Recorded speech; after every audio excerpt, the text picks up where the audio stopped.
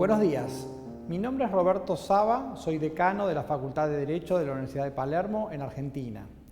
En esta clase vamos a trabajar sobre el campo de transparencia y anticorrupción en mi país, abordando 3 puntos. 1. La situación de la corrupción en Argentina. 2. La reacción de la opinión pública frente al problema de la corrupción en mi país. Y 3. Las principales leyes, medidas e instituciones sobre acceso a la información y transparencia que se han dado en mi país a raíz de este problema.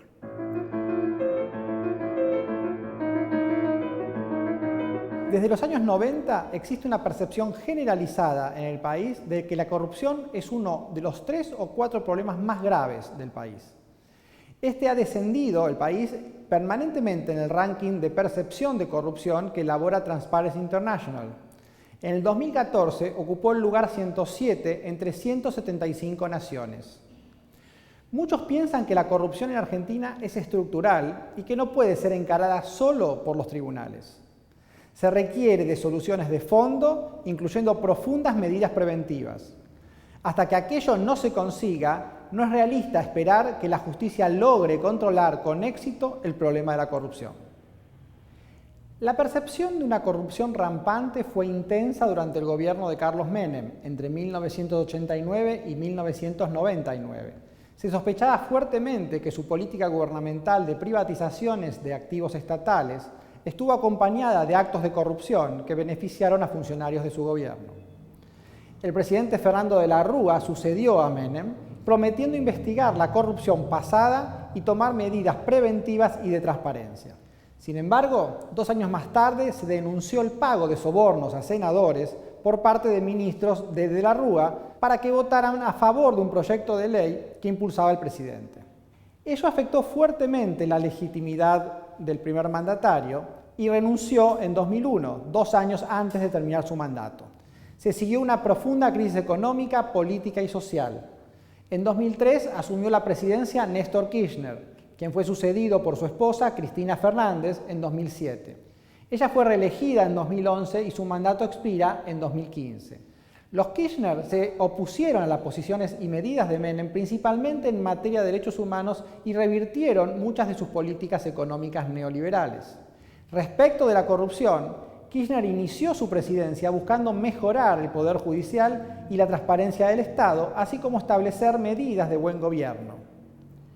Sin embargo, con el tiempo, se ha llegado a sospechar que la corrupción hoy supera en alguna medida la aquella de los años 90. Actualmente, el vicepresidente de la Nación, por ejemplo, está siendo investigado por la justicia, acusado de usar su influencia cuando fuera ministro de Economía durante el primer mandato de Cristina Fernández para favorecer la venta a testaferros de la empresa que imprime los billetes de moneda nacional. Un empresario de la construcción, cercano a los Kirchner, puede haber sido beneficiado por ambos presidentes con contratos de obra pública millonarios y está siendo investigado por la justicia por sospecha de lavado de dinero.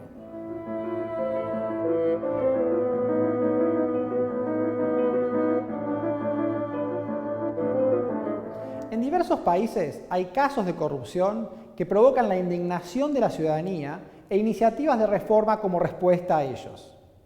En cambio, en Argentina, el problema es endémico y son tantos los casos que se suceden que ni la prensa ni la ciudadanía son capaces de prestarles una atención sostenida. El gobierno de Menem fue impermeable a las críticas de la oposición y de la sociedad civil sobre la falta de transparencia, así como también a las denuncias de corrupción que durante todo su gobierno se presentaron en el Congreso de la Nación y en los tribunales. Sin embargo, luego de su salida del gobierno en 1999, la sociedad confiaba en que la coalición de partidos que llevó a De la Rúa al poder impulsaría medidas anticorrupción. En la plataforma política de la campaña electoral de la Rúa había varias medidas de transparencia y anticorrupción, algunas de las cuales fueron implementadas en el breve periodo que duró su presidencia, antes de su renuncia forzada por la crisis económica de 2001 y por el descrédito que conllevó el caso de los supuestos sobornos en el Senado.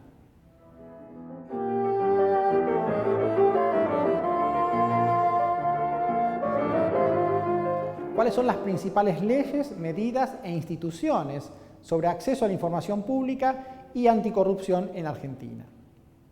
La más emblemática de las medidas adoptadas ha sido la creación en 1999 de la Oficina Anticorrupción, dependiente del Ministerio de Justicia de la Nación.